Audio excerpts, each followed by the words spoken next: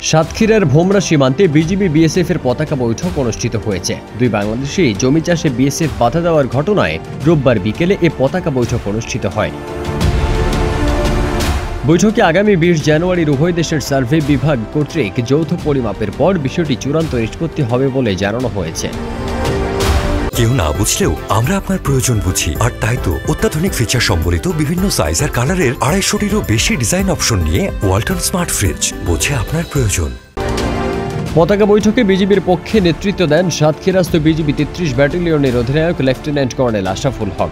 অন্যদিকে বিএসএফ এর পক্ষে নেতৃত্ব দেন 102 ব্যাটালিয়ন বিএসএফ এর কমান্ড্যান্ট রমেশ কুমার। সাতক্ষীরার লক্ষ্মীদারি গ্রামের এক বাসিন্দা বলেন, ভোমরা সংলগ্ন লক্ষ্মীদারি সীমান্তের কুমড়াখালী খালের বাংলাদেশ অংশে 10 শতক জমি আমি পানি উন্নয়ন বোর্ডের কাছ থেকে লিজ নিয়েছি।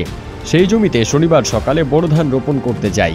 এ সময় বিএসএফ ও স্থানীয়রা তাকে ধান রোপণ করতে বাধা দেন। ওই জমি ভারতীয় অংশের বলে আস্ফালনও করেন তারা। এক পর্যায়ে তিনি ধানের চারা রোপণ বন্ধ রাখেন।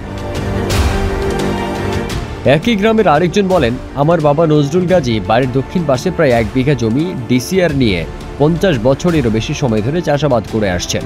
শনিবার বিকেলে 2 জন শ্রমিক নিয়ে ওই জমিতে চাষ করতে গেলে ভারতের ঘোজাডাঙ্গা বিএসএফ সদস্যরা বাধা দেয়। ওই জমি ভারতের বলে তারা দাবি করে। বিষয়টি ভোমরা বিজিবি ক্যাম্পের সদস্যদের জানানোর পর তারা ঊর্ধ্বতন কর্তৃপক্ষকে বিষয়টি অবহিত করেন।